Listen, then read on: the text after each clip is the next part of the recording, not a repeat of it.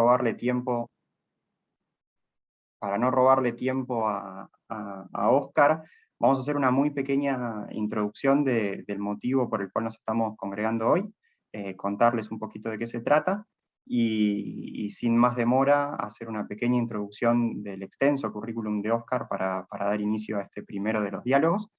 Y la dinámica va a ser la siguiente, o sea, lo vamos a presentar a Óscar, y una vez que Óscar termine su exposición de unos 40, 50, 60 minutos, abrimos los intercambios y preguntas.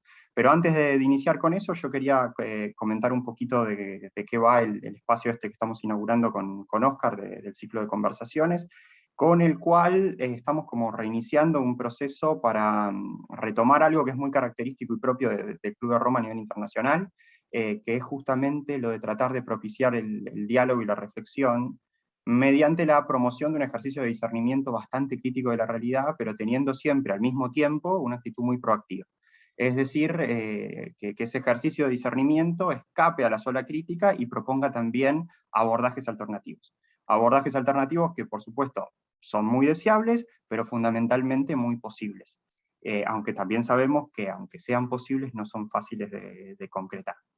La verdad es que hoy, imagino que todos los aquí presentes, con una mirada medianamente crítica de la realidad, saben que el escenario de crisis sistémica y casi diría colapso civilizatorio que estamos atravesando, son tiempos que nos obligan más que a detenernos en el discernimiento, a promover acciones concretas e inmediatas. Se habla continuamente de que es tiempo de acción, tiempo de acción, tiempo de acción. Que no hay más espacio para la perorata y la charla, eso es completamente cierto, pero aunque es cierto y es innegable que no tenemos más tiempo para el diálogo, eso, entiendo yo, no elimina el hecho de que, parafraseando a Kant, digamos, la práctica sin teoría y sin reflexión, en el caso puntual de este encuentro, es completamente ciega, sigue siendo ciega. Y que un andar que mantengamos a tientas, es decir, sin claridad de qué camino queremos dar, en escenarios tan complejos como los que estamos viviendo hoy en día, puede incluso, me arriesgo a decir, que acarrear que el pozo en el que estamos se haga más profundo y que por lo tanto también el colapso pueda llegar a ser más abrupto todavía. Y en este espacio particular que estamos inaugurando hoy con el ciclo de conversaciones y con, insisto, la invaluable presencia de Óscar, a quien aprovecho para volver a agradecerle profundamente su tiempo, vamos a tratar de ahondar en los problemas de nuestro tiempo presente con reflexiones muy críticas, pero no tanto sobre las cuestiones netamente técnicas de los desafíos ambientales que estamos enfrentando. Es decir, no vamos a hablar puntualmente de cómo generar energías limpias, ni de cómo gestionar mejor nuestros residuos, ni de cómo producir valor económico sin destruir la naturaleza, ni de muchas de esas cosas que entiendo técnicamente las tenemos bastante claras. En su lugar, en el ciclo este nos proponemos más hurgar en algunas cuestiones que problematicen más las bases estructurales y superestructurales, filosóficas e incluso también cosmológicas, sobre las que se funda actualmente nuestro sistema actual, para tratar de ver si podemos encontrar en los cimientos, digamos, los problemas reales y profundos de nuestro presente tan abismado. Y en este espacio que inauguramos hoy nos proponemos, insisto, con miradas muy diversas, que por supuesto también, lo recalco, no van a agotar de ningún modo el tema, ni van a procurar convertirse en verdades reveladas, porque sabemos también que no existen tales verdades reveladas, sino que va a tratar de buscar, de pensar, de problematizar, de dialogar sobre algunas de las diferentes causas que podamos identificar como originarias de los problemas que tenemos en la actualidad actual, valga la redundancia. Y vamos a tratar, en suma, de meternos como en la génesis de esos problemas, para así, a partir de tratar de identificar esos problemas estructurales o superestructurales, ver si las soluciones técnicas que estamos implementando hoy, que insisto, las conocemos bastante bien y que son bastante sólidas desde lo técnico, son realmente las soluciones de fondo que nos van a ayudar a salir del atolladero en el que estamos, con el contexto, insisto, actual, de una crisis civilizatoria sin precedentes que está poniendo en riesgo el funcionamiento de la vida toda, ya no solamente de determinados modelos económicos, sino también del sostenimiento de las bases biofísicas propias que permiten todo ese desarrollo económico. Y en ese contexto en particular vamos a estar compartiendo diferentes abordajes, y hoy, en particular, con la presencia de Óscar, vamos a tratar de meternos en la problematización de por supuesto, algunas bases conceptuales, pero también que no son, desde mi perspectiva, Oscar lo va a profundizar muchísimo más, no son solamente conceptuales, sino que también problematizan las mismas bases más racionales del sistema económico sobre el que se fundan las sociedades actuales. Por lo que, si bien yo venía diciendo que nos vamos a meter en cuestiones cosmológicas, creo que con el abordaje de Oscar vamos a también poder problematizar la base racional económica más dura sobre la que se funda el sistema, y que, a pesar de que creamos todos que es muy racional, vamos a poder ver que en realidad, si lo midiéramos con los principios de algunas leyes básicas de la física, es muchísimo más irracional de lo que imaginaríamos.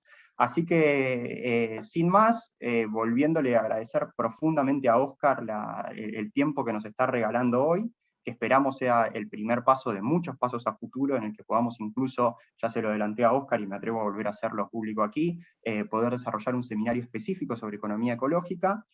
Voy a hacer una muy breve intro insisto, el extenso currículum de Oscar, y ya le paso la palabra para que nos pueda compartir su presentación. Y en el interín, Nacho, si querés, dejamos de compartir esta presentación y le permitimos a Oscar que vaya compartiendo su pantalla. Dame 5 minutos, Oscar, que tengo aquí. Muy bien, voy a leer algunas líneas de tu CV, Oscar. Oscar Carpintero es doctor en Economía, premio extraordinario, y licenciado en Ciencias Económicas y Empresariales, también con premio extraordinario. Es profesor titular de Economía Aplicada de la Universidad de Valladolid y posgraduado en Economía de los Recursos Naturales y del Medio Ambiente por la Universidad de Alcalá. Ha sido también investigador del programa Economía y Naturaleza de la Fundación Argentaria entre 1996 y 2000, y Visiting Scholar en la Universidad de Duke, Estados Unidos, y en la Universidad de Montreal, Canadá.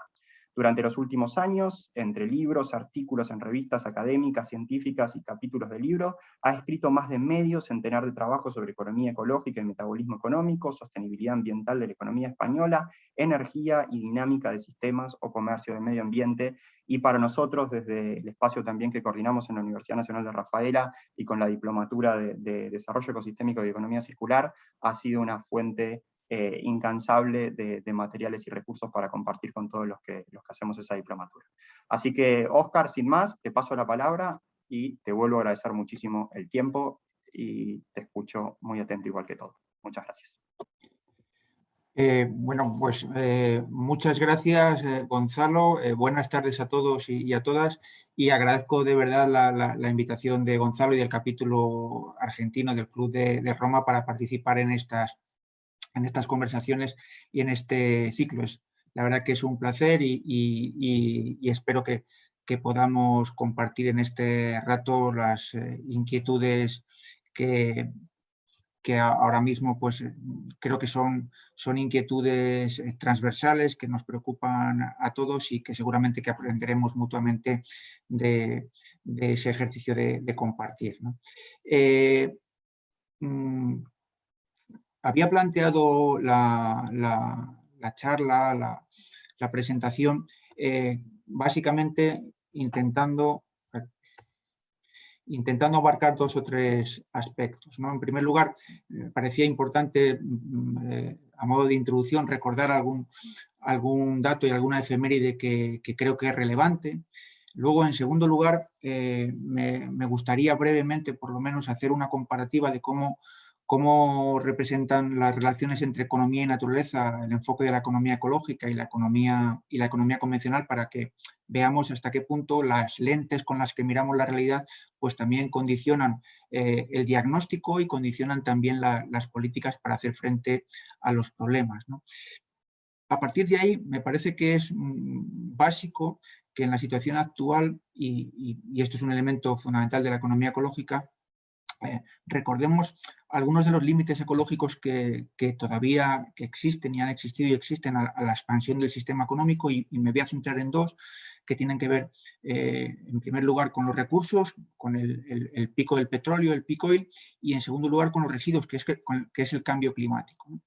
Y a partir de ahí, a partir de esta reflexión, me gustaría finalizar con un poco una breve también, a su vez, reflexión sobre el qué hacer y los escenarios de transición que tenemos en este momento, y terminar con una nota final. Entonces, esto va a ser un poco la estructura que me parecía más razonable para seguir en la presentación de hoy. Cuando hablamos de estas cosas, cuando hablamos de economía, ecología, relaciones economía-naturaleza, la verdad es que existe un dato paradójico y merece la pena hacerse una pregunta radical. El dato paradójico es que si cogemos, por ejemplo, la fecha del año 72, precisamente cuando se publicó ese famoso informe al Club de Roma de los límites al crecimiento de los esposos Meadows, en el año 72, es decir, hace 49 años, pues la verdad es que si comparamos cómo estábamos en el año 72 y cómo estamos ahora, pues básicamente, ecológicamente estamos bastante peor que hace 50 años, ¿no? Tenemos un problema de cambio climático muy grave, procesos de deforestación alarmantes, pérdida de tierras fértiles, biodiversidad. En términos de biodiversidad, pues estamos asistiendo a lo que muchos científicos han denominado la sexta gran extinción por el ritmo tan acelerado de desaparición de especies y de seres vivos. Pero la verdad es que junto a esa constatación, pues lo cierto es que ahora sabemos mucho más que hace 50 años de por qué estamos tan mal. Es decir, nuestro conocimiento sobre la realidad de ese deterioro y las causas de ese deterioro son mucho más profundos de lo que eran hace 50 años. Y sin embargo, parece que cuanto más sabemos, pues menos hacemos, ¿no? Entonces este es el elemento, creo que paradójico, que por poner esa fecha del año 72, pues hace ya medio siglo, surge como un elemento a reflexionar y a pensar, y esta paradoja de cuanto más sabemos y menos hacemos nos lleva a la pregunta radical, ¿no? ¿Por qué la teoría económica, la economía convencional, la economía ortodoxa y las economías industrializadas en la práctica no pueden dar una respuesta que sea satisfactoria a este desafío ambiental? Entonces, entre las múltiples respuestas a esta pregunta, a mí me interesaría hoy destacar una, y es la que tiene que ver con el enfoque, con cómo miramos esa realidad, esas relaciones economía-naturaleza, que muchas veces son conflictivas, pero que no necesariamente deben de serlo. Y esa respuesta tiene mucho que ver, como digo, con las lentes con las que miramos esa realidad. Y ahí habría básicamente como dos opciones. Una primera opción, que sería cómo la economía convencional mira esas relaciones, que sería la parte de la izquierda, y una opción alternativa, que sería la parte de la derecha, que es cómo la economía ecológica se plantea esas relaciones. En primer lugar, la economía convencional fundamentalmente entiende que el conjunto de los recursos naturales, de los ecosistemas, el conjunto de la biosfera, es simplemente un subconjunto de un sistema más amplio que sería el propio sistema económico de producción de bienes y servicios. Y solo en la medida en que esos recursos naturales, esos ecosistemas, esas funciones de los ecosistemas o esa biosfera recibe un valor monetario, pues se puede incorporar al análisis en igualdad de condiciones que cualquier otra variable, como podría ser pues, el trabajo, el capital o cualquier otra mercancía, ¿no?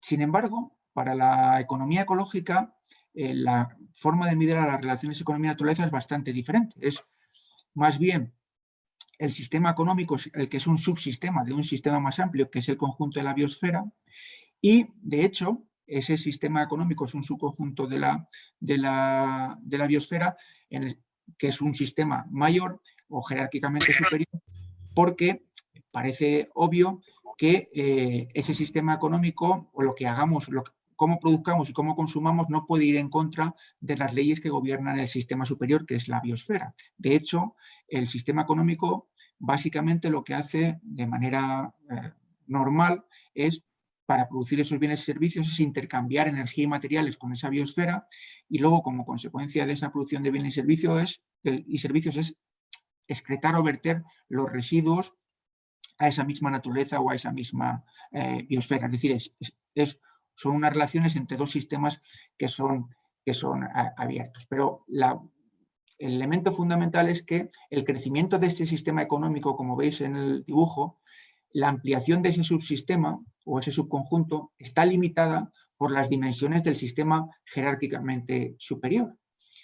Y de hecho, cuanto mayor sea el crecimiento de ese subsistema económico, mayor será la presión sobre los recursos de la biosfera y mayor será la generación de residuos y de contaminación, y por tanto más insostenible será su comportamiento.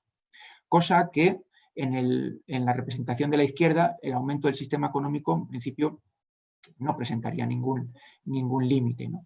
o ninguna restricción superior a él. Brevemente, la economía convencional representa el proceso económico de producción de bienes y servicios, como veis aquí, que este es el famoso flujo circular de la renta, ¿no? En la economía tenemos empresas, tenemos hogares, en general podemos añadir el sector público, pero básicamente esto se mueve porque las empresas contratan a los trabajadores que proceden de los hogares para producir bienes y servicios. Esos bienes y servicios se venden en los mercados de bienes y servicios. Por la producción de esos bienes y servicios se pagan rentas a los trabajadores, salarios que les permiten a su vez comprar esos bienes y servicios, y todo el sistema sigue girando y girando, ¿vale? En una especie de tío vivo sin fin, ¿no? El flujo circular de la renta pues se mueve de esta manera. Si introdujéramos el sector público no habría casi ninguna diferencia, porque básicamente el sector público captaría recursos en forma de impuestos y los distribuiría como transferencias o subvenciones, y tampoco habría ningún problema, igual que si introducimos el resto del mundo. Esta visión simplificada, donde la unidad monetaria es la que regula todo y básicamente todos los intercambios se expresan en esa unidad, sería la forma tradicional de representar el proceso económico por parte de la economía convencional. ¿Cuál es el problema? El problema es que aquí, como veis, este flujo lo que permite es un movimiento donde todo lo que se produce se consume, y ese consumo se logra gracias al ingreso que se obtiene en el proceso de producción. Entonces, en principio hay una igualdad que permite que todo se mantenga contablemente por lo menos en equilibrio, ¿no? Pero claro, para lo que a nosotros nos interesa, esta representación deja fuera del análisis cosas muy importantes. En primer lugar, todos los recursos naturales que no están valorados, o las funciones de los ecosistemas que no tienen un precio y son muchas, y los residuos que, por definición, que se generan en el proceso económico, pues tampoco tienen ese valor monetario. De hecho, la propia economía convencional a esto lo llama externalidades, y ya dice mucho el que le llame externalidades, e intenta desarrollar métodos para asignarles valores monetarios y volver a incorporarlos al redil, ¿no? ¿Qué ocurre? Pues que, a pesar de todo eso, esa representación del flujo circular que os ponía antes, pues esconde los costes ambientales que se generan en la producción y en el consumo de bienes y servicios, y los requerimientos de recursos naturales necesarios para producir esos bienes y servicios, ¿no? Entonces, claro, si esto es así, fijaos que si no tenemos ninguna restricción al aumento de la producción de bienes y servicios, o al aumento de la producción de bienes, ¿no?, la meta del crecimiento ya no es que sea factible, es que también es deseable, porque fijaros, ¿quién se negaría a que aumentara la producción de bienes, ya por su propia definición, ¿no? Pues ¿quién va a estar en contra de que aumenten los bienes? El problema está, como luego veremos, en que no solo el resultado del proceso de producción de bienes y servicios no solo son bienes, también hay otra cosa muy, muy importante que se deriva de las leyes de la termodinámica y que mencionaremos ahora, que es muy importante tener en cuenta. Pero en cualquier caso, como veis, si dejamos al margen los costes ambientales y los requerimientos físicos, pues esa meta del crecimiento económico como el objetivo deseable y el mejor de los objetivos perseguibles por la política económica ya no es que sea solo deseable, sino que también sería factible. Y al ser factible y deseable, pues evitamos hablar de si es posible aumentar el tamaño de la tarta, pues ¿por qué vamos a discutir sobre el reparto? Si siempre va a poder ser posible que todos toquen a más, ¿no? En la medida en que enfaticemos que el crecimiento económico es deseable y que es posible o factible, porque no tiene restricciones, pues evitaremos cualquier tipo de debate sobre la justa distribución o el reparto de la renta y riqueza así generada, ¿no? Bien, esto muy simplificadamente sería una descripción de cómo la economía convencional representa el proceso económico de producción de bienes y servicios. Ahora bien, la economía ecológica plantea esta representación de un modo un poco diferente. Porque para la economía ecológica el sistema no es un sistema, como veis, cerrado dentro del universo de lo monetario, sino que el sistema económico es un sistema abierto con el resto de sistemas, en primer lugar el sistema natural, ¿no? Y para la economía ecológica, la producción, el proceso de producción de bienes y servicios, el proceso económico, comienza con la captación de recursos de la naturaleza. Esos recursos que capta el sistema económico los transforma en bienes y servicios, Como consecuencia de esa transformación se generan residuos y los propios bienes, cuando pierden su vida útil, se transforman también en residuos. Entonces esto es un proceso lineal. De hecho, la representación del proceso económico por parte de la economía ecológica se apoya en una analogía que procede de la biología. Se puede interpretar como el metabolismo de un organismo. Igual que los seres vivos, nosotros mismos, pues captamos alimentos del entorno, los digerimos para producir, para mantenernos vivos y crecer, y excretamos residuos que van a parar a la naturaleza, pues de la misma manera la economía capta energía y materiales para producir bienes y servicios, y como consecuencia de esa producción se generan residuos o bienes que finalmente cuando pierden su vida útil se transforman también en residuos. Solo en tanto en cuanto ese sistema económico sea capaz de articular medidas de reciclaje y reutilización, este flujo lineal se convertirá en flujo circular, que nunca será un flujo totalmente circular porque, como veremos, las leyes de la termodinámica también impide que el 100% se cierre el ciclo al 100%, ¿no? De hecho, el problema con la sociedad, con las sociedades actuales, con las sociedades industriales, es que son, más que ser máquinas de reciclaje y reutilización, son auténticas máquinas de disipación de energía y de materiales.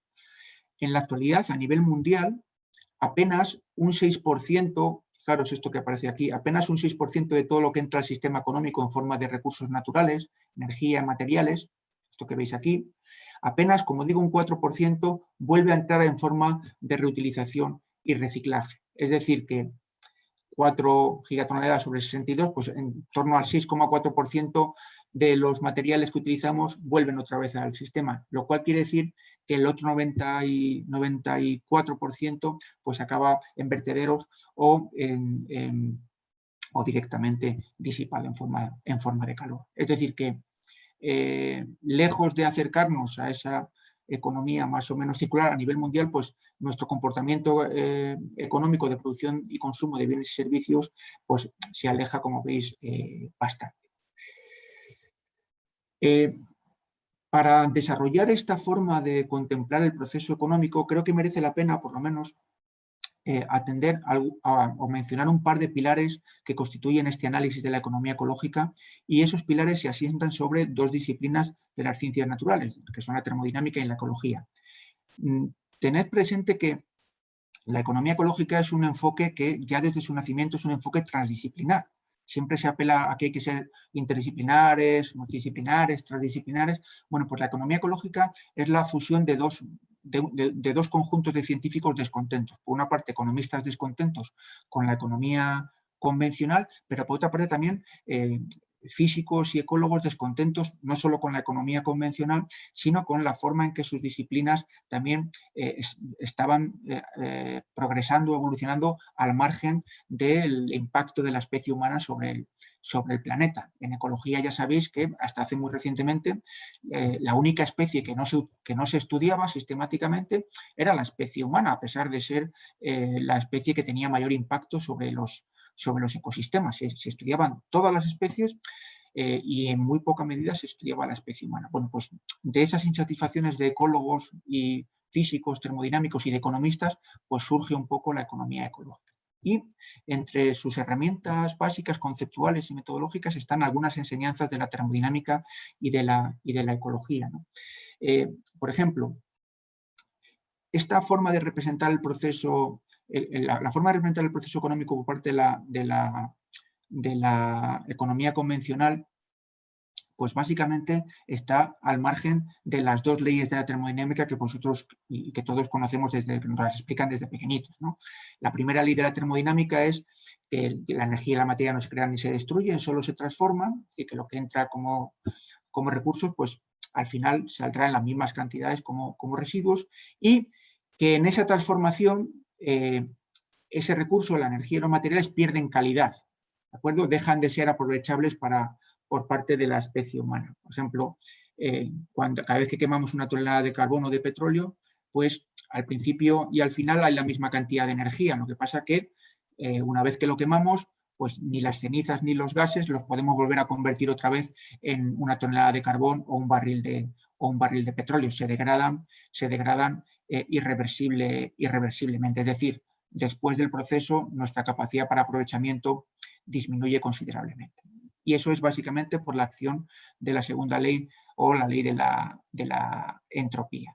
Entonces, ¿qué enseñanzas tiene esto para la economía, según la economía ecológica? Pues la primera es que el proceso económico de producción de bienes y servicios no es como la economía convencional nos suele decir, que es la producción de bienes depende básicamente de dos factores, que son el trabajo y el capital. A veces se menciona la tierra en una apelación así a los clásicos, pero si abrís un manual de economía o cualquier texto de economía, sea sencillo o avanzado, ahí en las funciones de producción que describen ese proceso nunca encontraréis los recursos naturales, solo se hablará de trabajo y de capital, como si los bienes se fabricaran simplemente con trabajo y capital y no con energía y con materiales.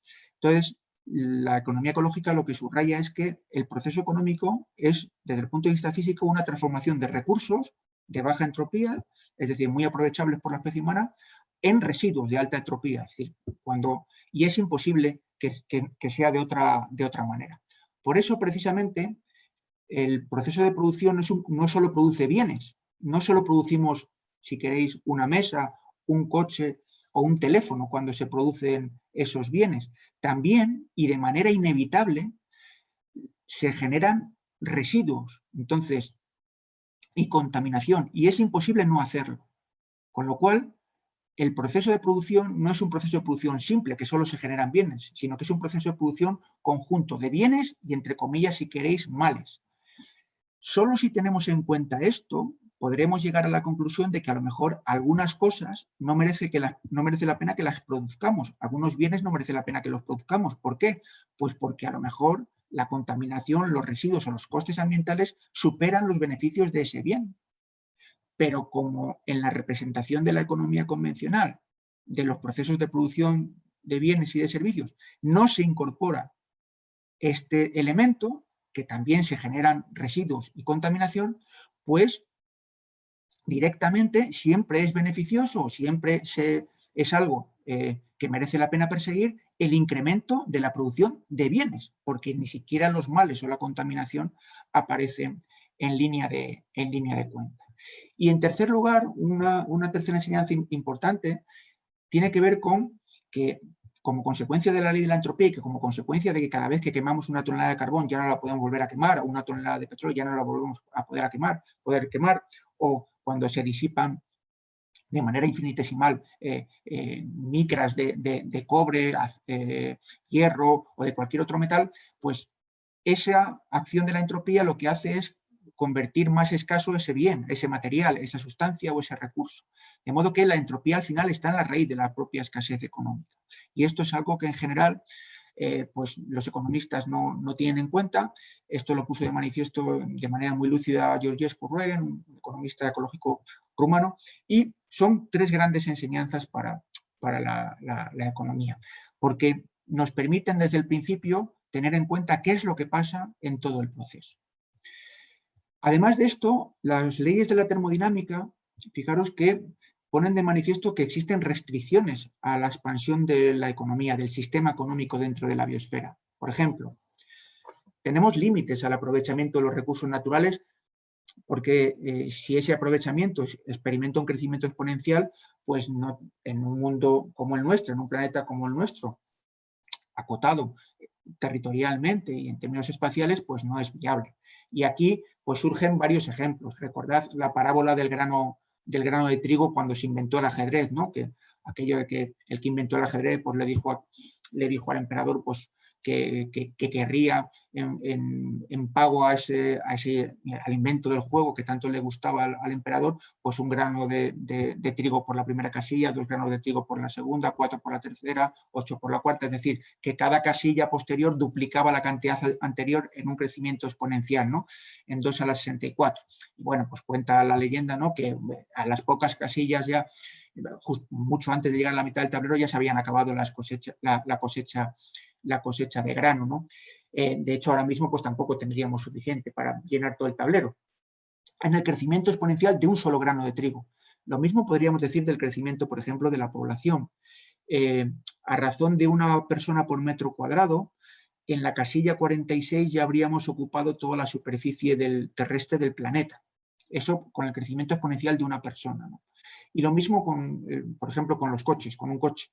El crecimiento exponencial de un coche ya en la casilla 23 habría ocupado toda la superficie terrestre y habría levantado una montaña de 200 metros de altitud, ¿no?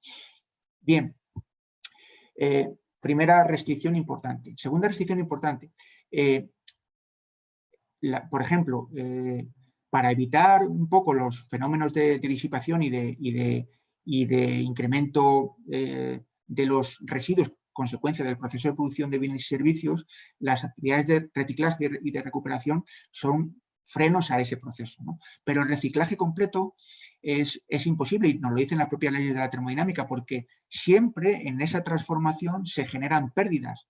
Recordad que no existe la eficiencia, el movimiento perpetuo, que significa que podemos transformar todo el trabajo, toda la energía en trabajo sin generar pérdidas, es imposible. Entonces siempre va a haber pérdidas. Esa transformación siempre se va a saldar con recursos no aprovechados, ¿no? Entonces, la propia actividad del reciclaje también exige energía y materiales, en menor medida que si lo extraemos o lo fabricamos con materias primas, pero eso significa que lo que consideramos como una economía circular, al final lo que tenemos es una economía en espiral. Es decir, en cada vuelta nunca podemos completar el ciclo, sino que tenemos un poquito menos como consecuencia de esa acción de la ley de la entropía, ¿no?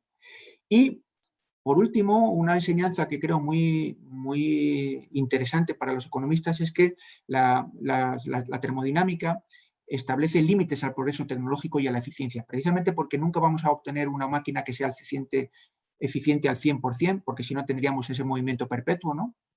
Y ya nos explicaban de pequeño que el movimiento perpetuo no era posible. Siempre vamos a tener procesos que arrojan pérdidas. Y aunque no sepamos lo que vamos a inventar en el futuro, sí que tenemos claro que no vamos a inventar una máquina que nos permita eliminar estos problemas relacionados con la escasez en el aprovechamiento de los recursos. De hecho, la tecnología muchas veces lo que hace es acelerar esa disipación de energía y materiales.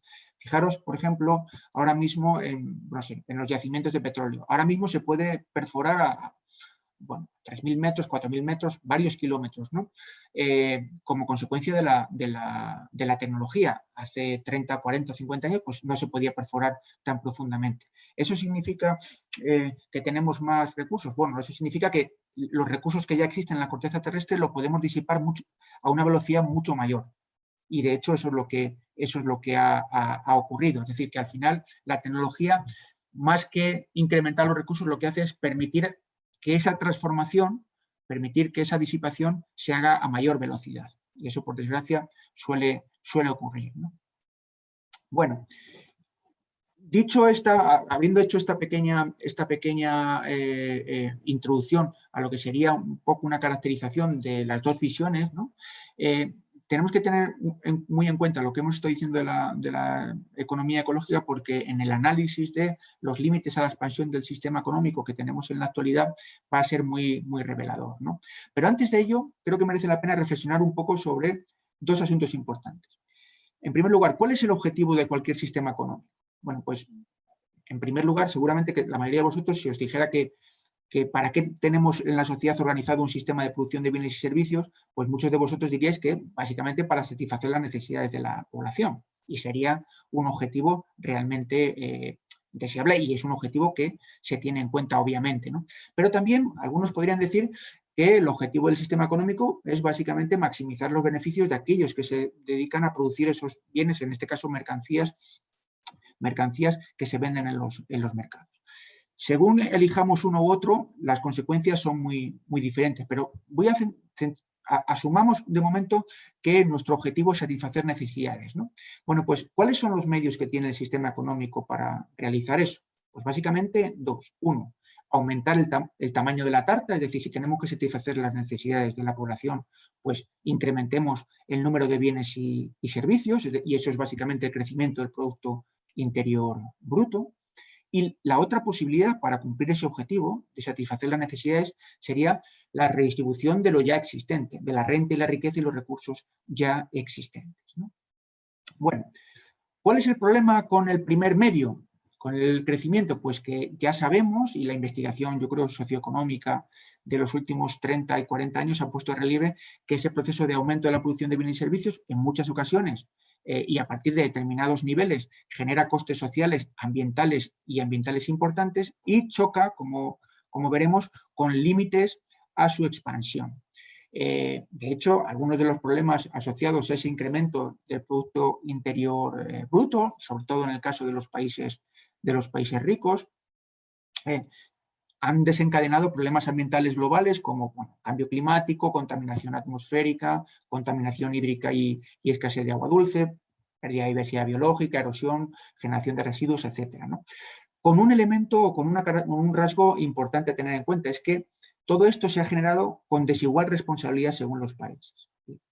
Los llamados países desarrollados pues han tenido y tienen una mayor responsabilidad en este estado de cosas, y los costes que ocasionados por este modelo de producción y de consumo los sufren desproporcionadamente no ellos, sino el resto del mundo. Es decir, países en peor situación económica que ellos, países llamados en desarrollo, o como podéis elegir cualquier otro sinónimo, ¿no? Al final de este breve análisis se llega a la conclusión de que este modelo de producción y consumo en los países ricos no es generalizable al resto del planeta, ni en el espacio ni en el tiempo, y que, como ya sabéis, pues nos harían falta, si queréis, pues 3 planetas más para mantener o generalizar el modelo de producción y consumo de los países de la media de los países ricos. Y la cuestión es que entonces la civilización industrial se presenta, por tanto, como una rareza en la historia de la humanidad. Fijaros que los últimos 250 años pues no llega ni al 1% de la historia de la humanidad. El 97% nos lo hemos pasado como cazadores, como sociedades cazadoras-recolectoras, y un 2 o 3% como sociedades agrarias. Entonces, los últimos 250 años como civilización industrial con un impacto muy, muy considerable, y la pregunta es por cuánto tiempo vamos a poder seguir manteniendo esto, ¿no? Algunas de las enseñanzas que plantea la economía ecológica respecto de estas cuestiones, o que podemos extraer respecto de este análisis, es que, por un lado, claro, la propia economía ecológica cuestiona la representación que hace la economía convencional del proceso económico a través de los sistemas de cuentas nacionales y de algunos de sus magnitudes o indicadores con el Producto Interior Bruto, ¿no? Porque el Producto Interior Bruto, pues como seguramente sabéis, es un indicador bastante ciego en temas ambientales y sociales. De hecho, cuanto el PIB aumenta más, cuanto más contaminantes en general sean las actividades, y la gente, en vez de ir en coche, decide ir en bici o andando o utilizando transporte público, pues el Producto Interior Bruto, en vez de crecer, pues no va a crecer tanto, o podría incluso decrecer, ¿no? Y en términos sociales lo mismo, es ciego, ¿no? Da igual, no discrimina si el PIB aumenta un 3% porque se construyen hospitales o escuelas, o porque aumenta el gasto armamentístico, ¿no? Es decir, que tiene al final limitaciones importantes como indicador de bienestar, y también tiene debilidades importantes simplemente como medida de la actividad económica, ¿no? Si queréis luego entramos en ello, pero de momento ahora creo que no merece la pena. Simplemente poner de manifiesto ese cuestionamiento que hace la economía ecológica a la representación de la economía convencional, a la representación que hace la economía convencional del proceso económico y a sus indicadores. La economía ecológica, por tanto, también ayuda con toda esta reflexión a derribar ese mito del crecimiento económico como la solución a todos los problemas económicos, sociales y ambientales.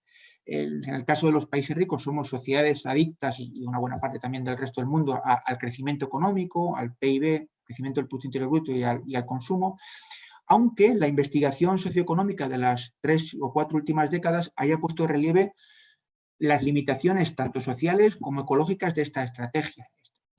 Pues ya está bastante claro que a partir de un determinado nivel de renta per cápita, no porque aumente esa renta per cápita, aumenta el bienestar subjetivo percibido por la población. Esto se conoce desde hace mucho tiempo como la paradoja de Easterlin, pero a pesar de ello, pensamos que aumentando el crecimiento y la renta per cápita, más allá de un determinado nivel, puede generar mayor bienestar cuando, pues, claramente empiezan a funcionar mecanismos completamente regresivos, ¿no? Hay dos lecciones que me gustaría recordar de dos maestros, de dos economistas ecológicos, una es de William Capp y otra es de Kenneth Boulding. William Capp ponía de relieve cómo el capitalismo es un sistema que funciona gracias a que traslada una parte muy importante de los costes de su funcionamiento tanto a la naturaleza como al ámbito del hogar, al ámbito doméstico, en el caso de las mujeres. Esto lo añadimos nosotros, no lo decía Capp. Y de hecho, si no hiciera eso, si una parte importante de los costes de funcionamiento no los paga la naturaleza y de hecho no lo paga el propio sistema y no recayera en el trabajo doméstico no remunerado fundamentalmente de las mujeres, pues la rentabilidad de los negocios y de las empresas sería realmente menor y en algunos casos claramente serían inviables. ¿Pero por qué son viables? De hecho, pues que cuanto mayor sea la repercusión de los costes sobre la naturaleza no pagados, sobre la naturaleza y sobre el hogar, pues mayor será la rentabilidad de esas actividades y mayor será también la crisis socioecológica. Y esto es una cosa muy importante. Hay una lucha permanente entre el sistema económico, el capitalismo, y por otro lado el conjunto de la sociedad que intenta defenderse de eso, pues con cosas como el derecho ambiental o el derecho laboral. El derecho ambiental y el derecho laboral lo que intenta por todos los medios es que el sistema económico se haga cargo de esos costes que genera, como os podéis imaginar, pues con una correlación de fuerzas pues bastante desfavorable para los logros del derecho ambiental y del derecho laboral a nivel mundial, ¿no? Y en el caso de Boulding Boulding planteaba, en la reflexión sobre el Producto Interior Bruto, planteaba un matiz muy, muy oportuno. Y él venía a decir algo que es obvio, ¿no? Si el fin es lograr el bienestar y satisfacer las necesidades, y el Producto Interior Bruto al final es un medio para conseguir ese bienestar o esa satisfacción de las necesidades, entonces el PIB es un coste para conseguir ese fin.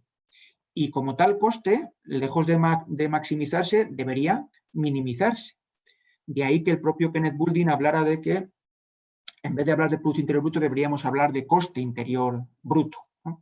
Esto, si nos lo tomáramos en serio, cambiaría bastante la forma de percibir el proceso económico y ayudaría bastante a reorientar nuestros patrones y nuestros comportamientos cotidianos, ¿no? Bueno, dicho esto, cuando hablamos de los límites ecológicos o la expansión del sistema económico, hay una doble manifestación de estos límites. Uno que tiene que ver por el lado de los recursos y otro que tiene que ver por el lado de los residuos. Fijaros que por el lado de los recursos hablamos básicamente del peak oil, del pico del petróleo, que ahora explicaré muy brevemente lo que es, que seguramente muchos lo conocéis, y por otro lado en el caso del cambio climático. Fijaros que en el cambio climático hemos superado un límite ya. ¿Qué límite es ese? Pues el límite de la atmósfera para absorber gases de efecto invernadero sin incrementar la temperatura media del propio planeta. Es decir, cuando se dice que no existen límites y no traspasamos ningún límite, pues esto pone de relieve que no es así, ¿no? En el caso del peak oil, es muy importante porque el crudo y sus derivados tienen un papel central en la economía, suponen el 90% del transporte, el grueso de la industria petroquímica. En la agricultura, fertilizantes, electricidad, maquinaria, etcétera, se alimentan de petróleo y por eso una parte importante de nuestra alimentación significa fundamentalmente comer petróleo, o el 35% de toda la energía primaria mundial es petróleo. Cuando hablamos del pico de petróleo estamos diciendo que, de hecho, aproximadamente entre el 2005 y el 2010 se alcanzó la tasa máxima de extracción de este recurso. Es decir, estaríamos, como veis ahí, en la parte de aquí arriba. Es decir, esta es la curva de extracción de cualquier recurso. Al principio es muy fácil, con tasas de extracción creciente, hasta que llega un momento en el cual se alcanza el máximo de extracción y se entra en la fase descendente donde el recurso es más escaso, más difícil de extraer y más caro. Bueno, pues a nivel mundial ya hemos pasado este pico. De hecho, muchos países extractores de petróleo lo han pasado. Por ejemplo, el propio Estados Unidos, que veis ahí, esto lo predijo un geólogo, King Hoover, famoso, que predijo que en el 71-72 alcanzaría Estados Unidos el pico y efectivamente lo alcanzó. Ahí tenéis la predicción de Hoover y la curva real de petróleo convencional en el caso de Estados Unidos, pero muchos otros países ya han alcanzado ese pico. Ahí tenéis, pues, Argentina, por ejemplo, alcanzó en el año 98, Malasia en el 97, Gabón en el 97, Noruega en el 2001, en fin. Esto ya es una cosa reconocida por la propia Agencia Internacional de la Energía, cuando planteaba que la evolución de la producción de petróleo en su anuario de 2010 decía que este es el petróleo convencional, fijaros. Y ya veía claramente, ¿no?, que pues en 2035 se iba a extraer el 20% de lo que se extraía en 2010. Claro que para frenar este pánico, pues lo que venía a decir es que, bueno, pues una parte muy importante, pues al final lo compensaremos con campos de petróleo que todavía están por desarrollar. Y alguien se preguntaría que por qué están por desarrollar y no se han desarrollado ya. Otra parte importante, otro 20-25% por campos de petróleo que descubriríamos. Bueno, o compensando también con el petróleo no convencional, ¿no? Es decir, que esto, que tiene una parte importante de ciencia ficción, como veis ahí, entre que lo que no se aprovecha y nadie sabe por qué y lo que queda por descubrir, pues compensaría esto. Pero el reconocimiento va a ser bastante claro, y este petróleo convencional, que está en la base de muchos procesos, pues ya ha iniciado su fase descendente, ¿no?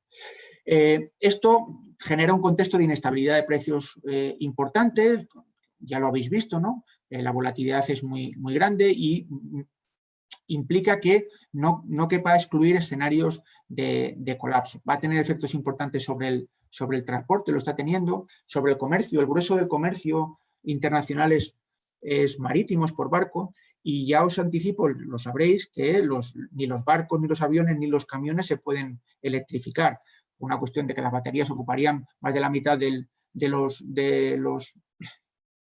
los vehículos, y la potencia de esas baterías lo haría claramente inviable, ¿no? Es decir, claramente se ha reconocido que la electrificación de la movilidad solo alcanzaría razonablemente a la movilidad privada, pero no al transporte de mercancías, y el grueso del transporte de mercancías es una de las arterias de funcionamiento de la economía mundial, ¿no? Bueno, asistiremos y ya hemos asistido a conflictos geoestratégicos por esta sustancia.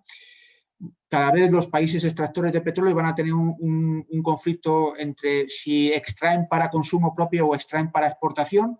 Cuando un país está en la fase ascendente no hay problema, porque resuelve el conflicto aumentando la extracción. Pero cuando está en la fase descendente ya no puede aumentar la extracción para resolver el conflicto, y entonces eso va a generar conflictos sociales dentro de esos países por la utilización de este recurso, ¿no? Y también conflictos como consecuencia del comercio de este bien en el sistema monetario internacional. Bueno, si queréis, luego en el debate podemos mencionar lo que ocurrió con Irak y Venezuela cuando quisieron vender petróleo en euros en vez de en dólares. Pero bueno, aunque no hubiera peak oil, aunque no hubiera techo del petróleo, tendríamos otro problema, que sería el cambio climático. Porque fijaros, si quemando la mitad del petróleo y de los combustibles fósiles hemos generado un problema de cambio climático, ¿nos podemos permitir quemar la otra mitad? Pues no parece que nos podamos permitir quemar la otra mitad, porque el cambio climático sería el otro lado de la crisis energética, ¿no? Y tiene una relación muy estrecha con el Producto Interior Bruto. De hecho, en la actualidad, pues se están generando en torno a 50 gigatoneladas, que son miles de millones de toneladas de gases de efecto invernadero, que están aumentando la temperatura media del planeta, que están generando un aumento de la frecuencia de fenómenos climatológicos extremos, con mayor incidencia sobre la población más pobre y la aparición de auténticos refugiados ambientales, empeorando la calidad de vida y la contaminación, en definitiva poniendo en peligro nuestra supervivencia presente y futura. Y la clave aquí es que esto tiene una estrecha relación con el modelo económico, ¿no? De hecho, ahí tenéis cómo evolucionan las emisiones y el PIB, y como veis, pues la correlación es muy clara y muy elevada. Esto es bastante obvio. No podemos plantearnos frenar o enfrentar el cambio climático sin atacar el modelo de crecimiento económico, los objetivos de política económica, la forma en que producimos y consumimos, que arroja esas tasas de crecimiento del Producto Interior Bruto. Esto parece bastante claro. Lo demás sería, no hacer esto es marear la perdiz. De hecho, tanto se marea la perdiz que, como veis aquí, en la evolución de las emisiones de gases de efecto invernadero entre el 70 y el 2010, entre el año 70 y el 2010 las emisiones crecieron a una tasa del 1,3% al año. Pues entre 2000 y 2010, cuando ya, fijaros que teníamos, había entrado en vigor el protocolo de Kioto, había sido la cumbre de, la cumbre de Río, etcétera, etcétera. Es decir, habían empezado las cumbres de las partes. Bueno, pues cuando se suponía que existía todavía mucha más conciencia, preocupación y se habían adoptado algunos acuerdos, las tasas de crecimiento de las emisiones de gases de efecto invernadero casi se doblaron al 2,2 anual.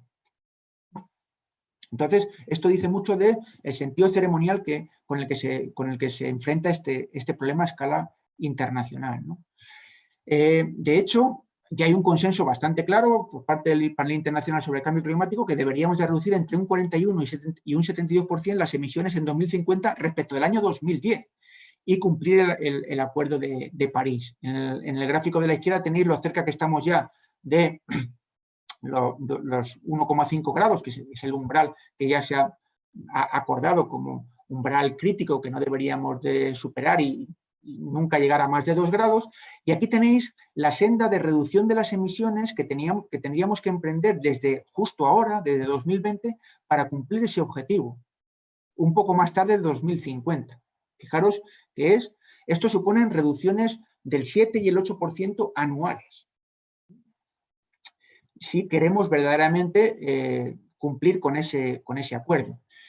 ¿Por qué hablo de una cuestión ceremonial en esto del acuerdo, de las negociaciones contra el cambio climático, de las cumbres de las partes? Porque, fijaros, cuando se firmó el Acuerdo de París, en nuestro grupo de investigación nos tomamos la molestia de ver qué suponía que se cumplieran todos los compromisos de los países que voluntariamente habían adquirido y las medidas que habían planteado para reducir sus emisiones.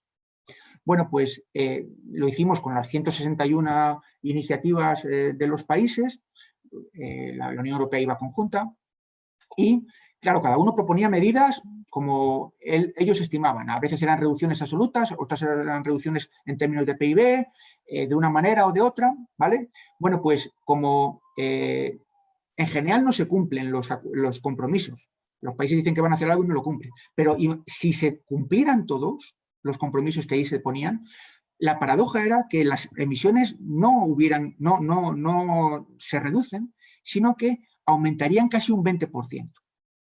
¿Por qué? Pues porque muchos países dijeron que reducían sus emisiones, por ejemplo, respecto del PIB. Claro, simplemente con aumentar más el PIB se reduce el cociente, pero eso no significa que hayas reducido tus emisiones en términos absolutos.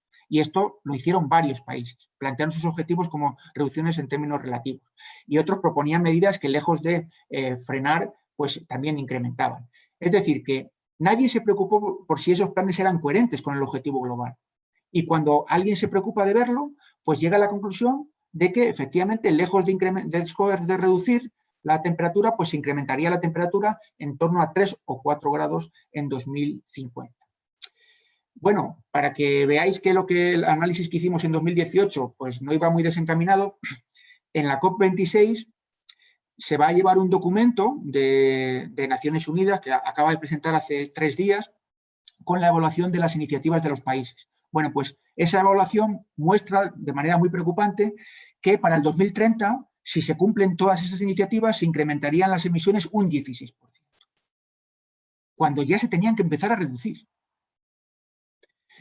¿Cuál tendría que haber sido la negociación interesante en París? ¿O cómo tendríamos que plantear esto si nos lo tomáramos en serio? Pues fijaros, si cualquier tonelada de gas, petróleo o carbón que se extrae, se utiliza, se quema y al quemarse emite gases de efecto invernadero. Esos gases se concentran en la atmósfera y esa concentración incrementa la temperatura. La única manera de frenar eso es no extraerlo, porque si lo extraemos lo quemamos, si lo quemamos emitimos, si emitimos concentramos. Entonces, de aquí a 2050, los científicos han determinado que existe un presupuesto de carbono, es decir, un volumen de emisiones que podríamos generar sin incrementar la temperatura en 1,5 grados. Claro, eso significa que ese volumen de emisiones se corresponde con un porcentaje de las reservas que existen actualmente de combustibles fósiles. la diferencia entre esas reservas que podríamos quemar y las que existen, las deberíamos de dejar bajo tierra. ¿Qué porcentaje de reservas deberíamos de dejar bajo tierra y no extraer para cumplir, por tanto, el compromiso de París?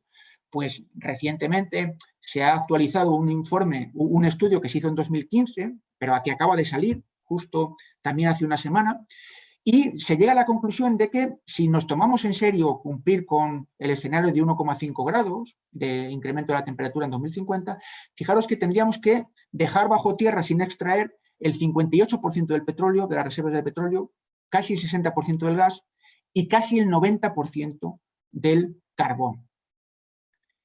¿Cuál es el problema de esto?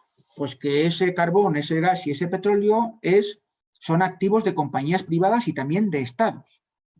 Entonces, ¿cuál debería ser verdaderamente la negociación en las cumbres? Pues la negociación en las cumbres debería ser fundamentalmente una negociación con esas empresas y esos estados para ver de qué manera existen compensaciones para que esas toneladas de petróleo, carbón y de gas se dejen bajo tierra. Y a la vez que no las consumamos y, por tanto, modifiquemos nuestro patrón económico de producción y consumo de bienes y servicios teniendo eso en cuenta.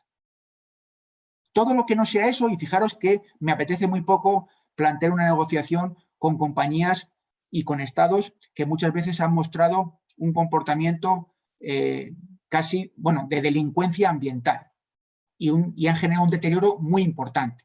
¿Por qué creo que merece la pena esta negociación? Porque el bien que se obtendría sería muy superior a ese coste. Pero entremos en ese debate. Porque si no entramos en ese debate, lo que tendremos es ceremonia, función ceremonial. Más cumbres y más cumbres, con resultados, como veis, pues muy decepcionantes. Aprovechemos el tiempo realmente en esto. De hecho, bueno, por desgracia, parece que no se está planteando así, ¿no? Y ya termino con el último punto, que sería, claro, si esto es así, si efectivamente tenemos que plantear una transición que, como habéis visto en las curvas de reducción de emisiones, son muy importantes, de descarbonización, que es muy importante, ¿qué podemos hacer? ¿Qué escenario de transición podemos manejar? Bueno, pues aquí hay como dos opciones, ¿no? Se están planteando dos opciones. Por un lado serían las soluciones convencionales, que básicamente son las estrategias de crecimiento verde, es decir, la pretensión de que podemos seguir manteniendo el patrón de crecimiento económico, pero a partir de energías renovables, sustituyendo los fósiles, con digitalización, es decir, cambiando un poco, pero siguiendo manteniendo la misma senda de crecimiento y, por tanto, de, entre comillas, bienestar, consumo material, etcétera, etcétera, etcétera, ¿no?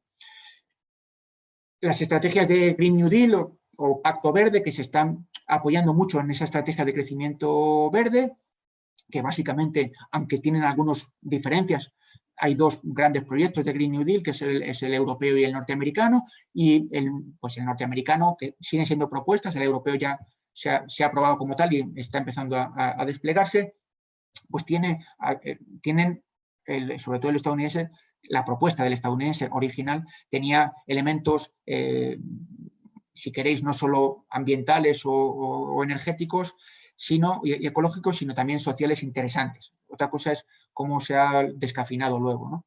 O también estrategias de lo que se llama transición justa, sobre todo por parte de la OIT, de la Organización Internacional del Trabajo, que intentan en general hacer una apuesta por un crecimiento, entre comillas, sostenible, con grandes inversiones en energías renovables, creación de empleos verdes, generalización del coche eléctrico, eólica, solar, energía eólica, solar, etcétera. Es decir, grandes paquetes de inversión para una transformación importante del sistema económico.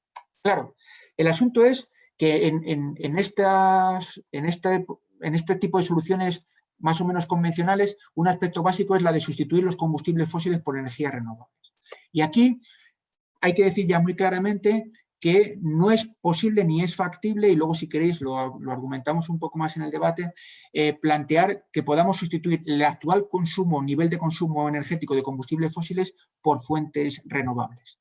Las renovables sobre todo se están planteando en la electricidad, y la electricidad es el 20% del consumo de energía primaria. Es decir, que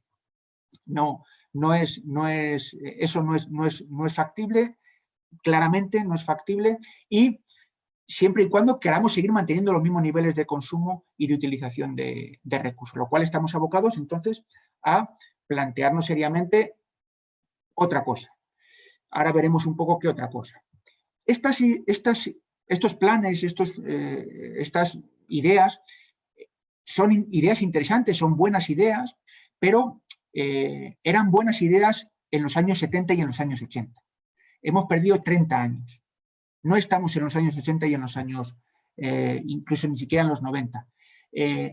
Esto requiere largos periodos, son transiciones importantes que requieren largos periodos de tiempo, décadas, que no tenemos ahora mismo.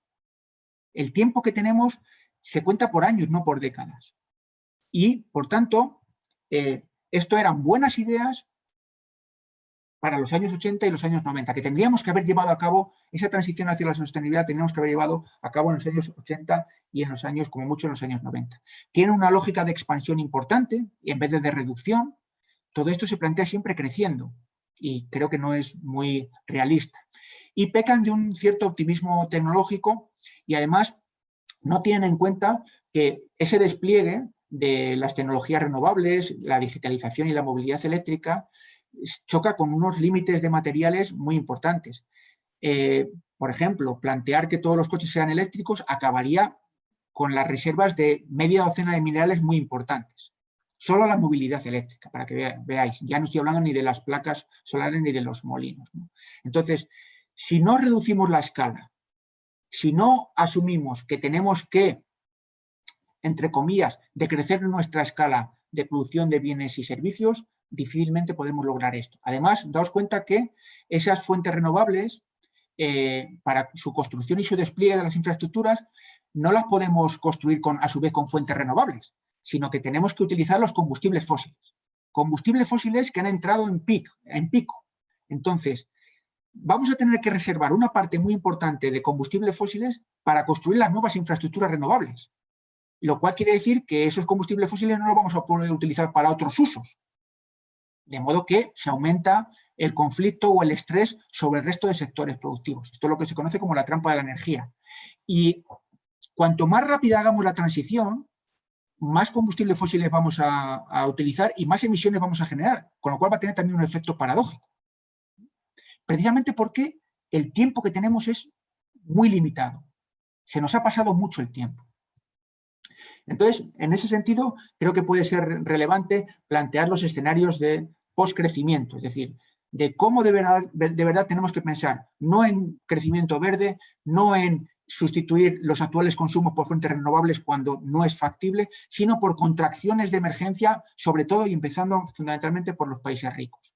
Plantear transiciones teniendo en cuenta que vamos a tener menor disponibilidad de recursos. Planificar esa reducción para que sea socialmente justa y con 3 ideas claves, ¿no? Sostenibilidad, límites, apelando a los límites, de igualdad y de democracia económica.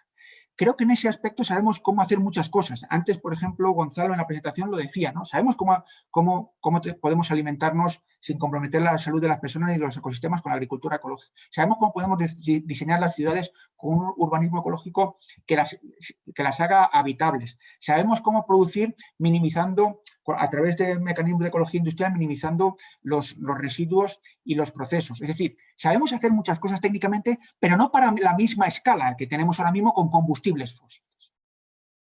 Y esto es lo que, a mi juicio, deberíamos de hacer énfasis y poner todos los recursos, ¿no? De hecho, con un escenario de poscrecimiento, es decir, con un escenario donde el Producto Interior Bruto decrece la escala, donde se potencian actividades que tienen que ver con los bienes colectivos y los servicios públicos, donde hay un reparto de trabajo, donde hay una serie de políticas bastante diferentes a las que están adoptando ahora, es en ese escenario en el que, si lo comparamos con un escenario business as usual, en el que simplemente siguen las tendencias, o con un escenario de green growth, solo en este escenario de poscrecimiento, las emisiones en 2050 disminuirían de tal forma que podríamos alcanzar una temperatura que quedaría por debajo de los 2 grados, ¿vale? En el resto de los casos, por ejemplo, en el crecimiento verde en 2050, en el green growth, sí, pues la reducción sería de un 16% de las emisiones. En el caso del business as usual, pues es que no se reducen, simplemente aumentan, ¿no? Pero solo en ese escenario que plantea una reducción planificada de la actividad, una potenciación de los servicios públicos y servicios colectivos, una reducción del tiempo de trabajo, del reparto del tiempo de trabajo, etcétera, con políticas de ese tipo, sí que cuando se simulan, y así lo hemos hecho en el grupo de investigación con el modelo que hemos elaborado en Medeas World, cuando se simulan esos escenarios, sí que existen posibilidades de lograr el objetivo de París, ¿no? ¿Qué ocurre? Pues que, claro, la distancia entre lo que sería necesario y lo que parece posible políticamente en muchas de las sociedades de los países que habitan el planeta, pues la distancia es enorme, ¿no? Simplemente comparando lo que tendríamos que hacer con lo que hacemos, pues, o lo que parece que posiblemente, que políticamente las sociedades están dispuestas a aceptar, pues la distancia parece insalvable, ¿no? Y de hecho, la transición tal y como se plantea en términos convencionales con el Green Growth o el Green New Deal, pues seguramente sea improbable porque no logre ese objetivo, y si no hacemos nada, pues la posibilidad del colapso gana puntos, ¿no? Y es cierto que plantear ese escenario de post-growth, de post-crecimiento, pues es plantear medidas contracorriente, sobre todo cuando hemos tenido décadas de masaje cerebral capitalista, como dice mi buen amigo Jorge Richman, y porque supone cuestionar el núcleo duro del propio sistema económico, ¿no? Y de hecho habrá que gestionar también conflictos importantes, ¿no? Todo esto, que son dificultades, creo que habría que contrapesarlas con una ventaja, y es que la continuación de lo mismo o de lo mismo con algunas medidas que son interesantes y son correctas, pero eran muy correctas y mucho más interesantes hace 30 años, cuando teníamos tiempo de adoptarlas a escala planetaria y teníamos décadas para desarrollarlas e implementarlas, pues nos pone de manifiesto que como eso no va a resultar en el primer caso factible y en el segundo difícil, pues abre escenarios, abre la puerta a los otros escenarios que sí que pueden tener un resultado más positivo, o por lo menos frenar las peores consecuencias del abismo climático al que nos estamos enfrentando. Creo que en este sentido, ya termino, habría que evitar sobre todo la ilusión del optimismo tecnológico, que en este caso ya sabemos que desde el punto de vista ambiental, la tecnología, lejos de ser un freno al deterioro ecológico, gracias a lo que se denomina el efecto rebote, lo que ha hecho ha sido incrementar el uso de recursos naturales y aumentar, por lo tanto, la contaminación. Creo que tendríamos que evitar esa ilusión del optimismo tecnológico. Y para situarnos un poco, fijaros que Tim Jackson, que es un economista ecológico famoso, pues planteaba hace unos años cómo tendría que disminuir la intensidad de emisiones por unidad de Producto Interior Bruto en 2050 para no llegar a este volumen de concentración de gases de efecto invernadero en la atmósfera de 450 partes por millón, que se correspondería aproximadamente con los 2 grados de temperatura. Y ponía 3 ejemplos, el mundo, España, por ejemplo, y Estados Unidos, ¿no? En el mundo se estaban utilizando 760 gramos de CO2, se estaban emitiendo gramos de CO2 por dólar de PIB, en España un poco menos y en Estados Unidos un poco menos, 623. Bueno, pues si en 2050 fuéramos 9.000 millones de habitantes, que son las estimaciones de la Unión Europea, y se mantuviera la tendencia de aumento en el ingreso, pues las emisiones tendrían que reducirse por más de 20, es decir, pasar de 700 a 36 gramos por dólar. Si fuéramos 11.000 millones con la misma tendencia del ingreso, pues 30 gramos. Si fuéramos 9.000 millones con el nivel de ingresos de la Unión Europea, es decir, todos con el nivel de ingresos de la Unión Europea, solo podríamos emitir 14 gramos por dólar. Y 9.000 millones creciendo al 2%, pues 6 gramos por dólar. Claro, un progreso tecnológico de este calibre, que en general nunca se ha visto, alguien puede decir que, bueno, a lo mejor lo logramos, ¿no? A lo mejor lo logramos. Entonces, si a lo mejor lo logramos, claro, caben 2 posibilidades, ¿no? Que adoptemos una política basada en el optimismo, porque pensamos que los optimistas van a tener razón, y entonces el resultado sería, pues, estupendo, ¿no? Porque fantástico. Habríamos acabado con la pobreza, habríamos hecho la transición, habríamos resuelto los problemas de empleo, habríamos seguido creciendo, tendríamos más bienes y servicios, etcétera, ¿no? Pero si los pesimistas tienen razón y eso no es factible, pues el resultado de esa política basada en el optimismo sería desastroso. En cambio, si adoptamos una política basada en el pesimismo, o como lo queráis llamar, es decir, que incorpore toda esta información que ya tenemos y que conocemos desde hace tiempo, pero que parece que no nos la tomamos en serio, y imaginad que encontramos, pues no sé, una quimera y los optimistas tuvieran razón, pues el resultado, ¿cómo sería? Pues sería moderado, porque siempre es mucho más fácil adaptarte de una situación peor a una mejor que de una mejor a una peor, ¿no? Y si los pesimistas tuvieran razón, el resultado en términos de bienestar social sería razonable. ¿Por qué? Pues porque habríamos anticipado las peores consecuencias. De hecho, la mejor política en este caso, aplicando la teoría de la decisión a esta matriz, sería, como decía Georges Courroyen, minimizar los remordimientos futuros. Y por tanto tendríamos que adoptar una política más bien basada en el pesimismo, en ese realismo científicamente informado, ¿no? Por desgracia, lo que estamos presenciando es, desde hace mucho tiempo, que lo que dominan son estas políticas basadas en el optimismo, ¿no? En fin, con este elemento de reflexión y pensando que el margen que tenemos debe ser utilizado convenientemente en las políticas que efectivamente tengan en cuenta esas restricciones y no que supongan que esas restricciones no existen, creo que será la única posibilidad que tengamos de conseguir un mundo mejor en un contexto de cambio climático duro y que evitaría las peores consecuencias en términos sociales, ambientales y también económicos, ¿no? Y nada más, me he extendido un poco más, disculpadme y muchas gracias por vuestra atención. Oscar, bueno, un lujazo y un gusto y una claridad meridiana para explicar todo esto en el restringido tiempo que tuvimos. La verdad que un placer inmenso, insisto, muy, muy claro.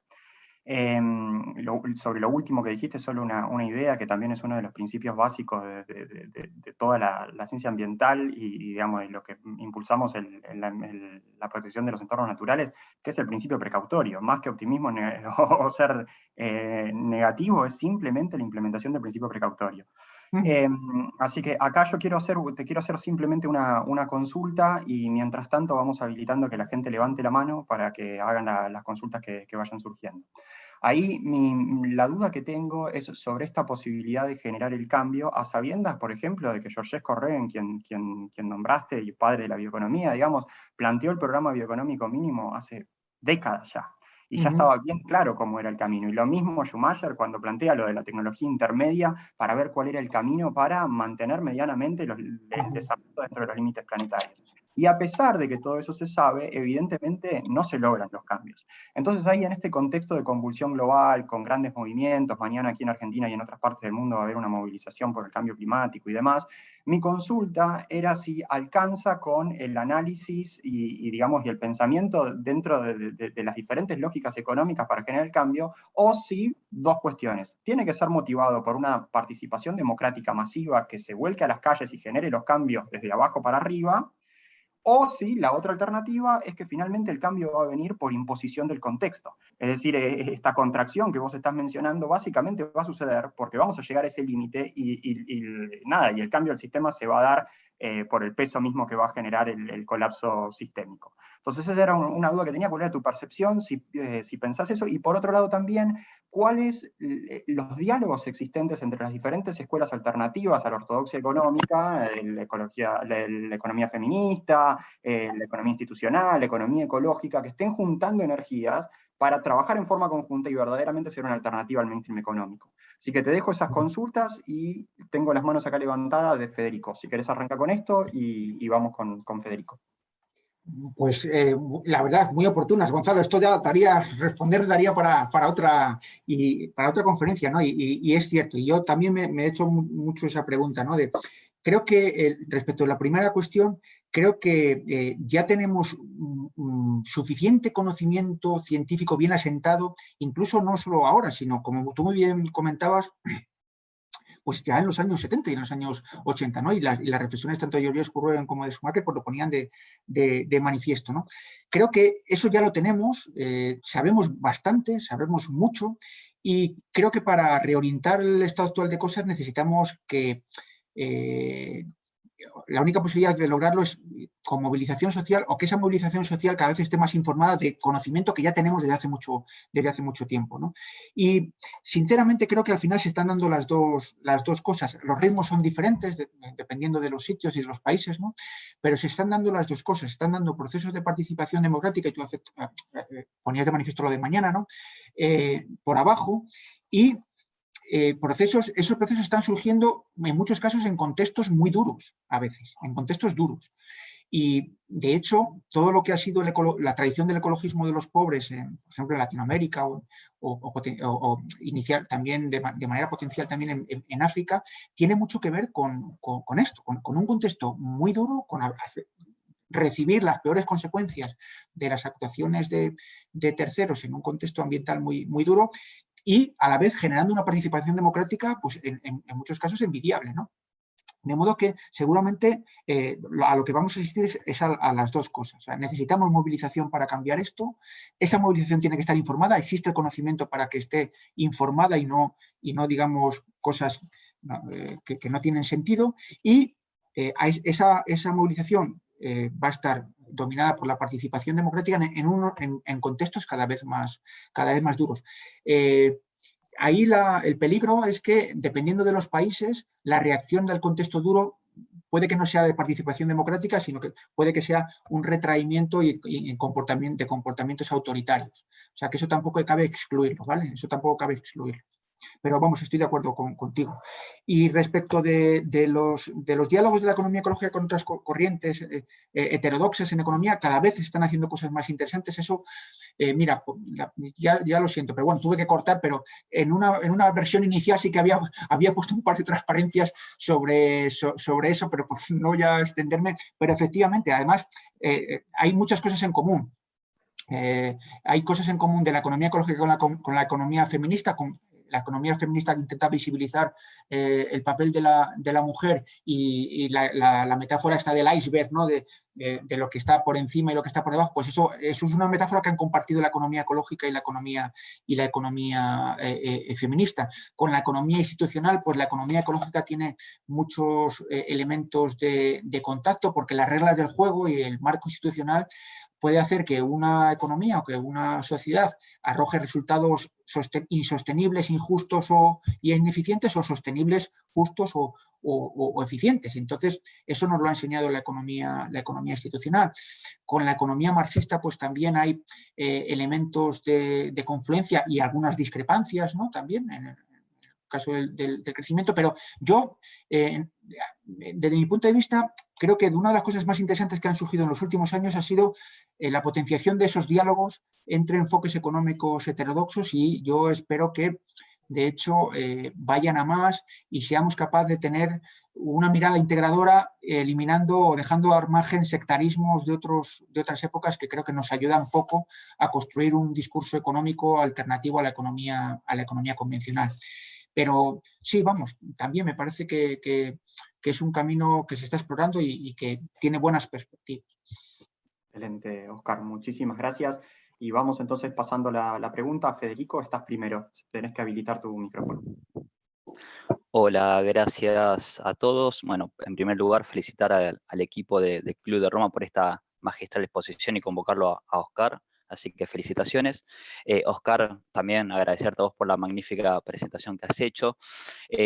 Primero voy a hacer una breve reflexión y después te hago la consulta. Por lo visto, estamos ante un escenario bastante complejo a nivel mundial, ¿sí? No sabemos bien, sabemos que va a haber un caos, sea de los recursos o desde los residuos, no queda otra que los sistemas de producción y de consumo nos están llevando hacia ese lugar. En este sentido, la reflexión también está en que parece que el ser humano es más economicus, más que racional, ¿sí? Porque sabe cuál es el problema y no lo está resolviendo. La tendencia de la mayoría de los indicadores no han cambiado, no se ven que van a cambiar, y parece que la conversación no alcanza y no es suficiente. En este sentido, y la consulta es, teniendo en cuenta que no has comentado nada sobre lo que es el sistema monetario, ¿sí? Y el sistema financiero, que es un sistema simbólico, que no respeta la ley de la naturaleza, ni la entropía, ni la termodinámica.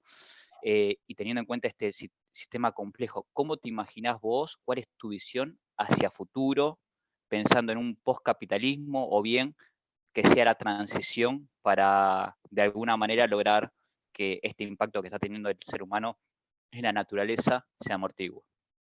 Gracias. Muy bien, pues gracias, Federico. Esto es, claro, esto es una pata enorme, la del sistema financiero y el sistema monetario son dos cosas diferentes, pero es digamos, un ámbito que tenemos que explorar y analizar en contextos de, por ejemplo, poscrecimiento de manera urgente, y no es sencillo. Sí que es cierto que hay algunas cosas que se podrían empezar a hacer, ¿no?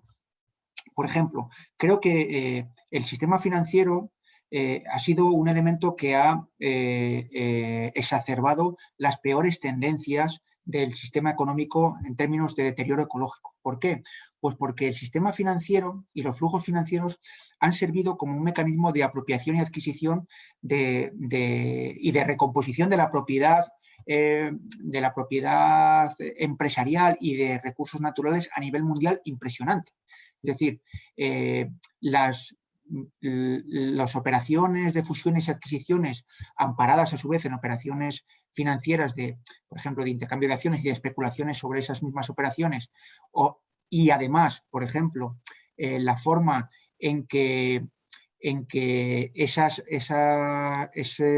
mercados financieros han encubierto una parte de los costes sociales y ambientales que llevan aparejadas esas operaciones, ha dado la sensación de que, bueno, pues eso estaba al margen de cualquier otra restricción. Ya sabemos que una cuenta corriente, el dinero de una cuenta corriente al 3% puede crecer lo que queramos indefinidamente, pero esos crecimientos asociados a las rentabilidades y a las operaciones que rigen los mercados financieros se dan de bruces con los crecimientos y las dinámicas del mundo físico. Entonces, no parece, o parece bastante sensato que las dinámicas del sistema financiero y el tipo de operaciones que alimenta el sistema financiero cada vez, no parece sensato que cada vez tenga una mayor desconexión de estos procesos reales, sobre todo porque alimenta el deterioro y no lo frena. Es decir, alimenta o da combustible a las mismas tendencias de adquisición, extracción y explotación, ¿no? Y desde el punto de vista del sistema monetario, pues claro, aquí lo ideal sería recuperar aquella vieja idea de Keynes que perdió en el debate de la reforma del sistema monetario internacional después de la Segunda Guerra Mundial en Bretton Woods, que proponía el banco, ¿no? La moneda esta mundial, porque claro, con esa moneda mundial y con un reparto institucional donde los países no tuvieran como ahora algunos países capacidad de veto y hubiera una soberanía monetaria que permitiera un reequilibrio de poder, de poder económico y de poder político en el mundo, pues estaríamos, si queréis, en mejores condiciones que en la actualidad, donde la moneda principal es el dólar. Estados Unidos tiene una prerrogativa que no tiene ningún otro país, que es que compra y vende en su propia moneda sin estar sometido a cambios con otras monedas o a la evolución de otras monedas, y por tanto, en pura teoría, y así lo ha hecho históricamente, simplemente dándole a la máquina de emitir, se puede permitir adquirir, comprar, ejercer un poder político y económico sobre muchos territorios casi sin cortapisa, entre comillas, ¿no?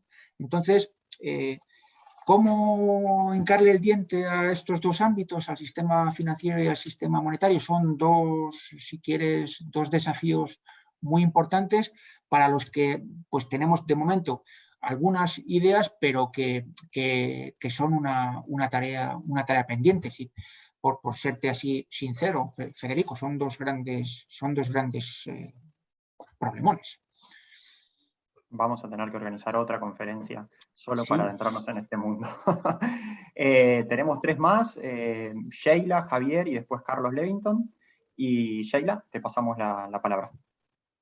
Oh, muchísimas gracias, infinitas gracias por esta charla, realmente súper iluminadora. Yo tengo una consulta, digamos, yo no soy economista, provengo del derecho ambiental, de digamos, investigaciones sobre extractivismo, violaciones a derechos humanos y también del derecho tributario.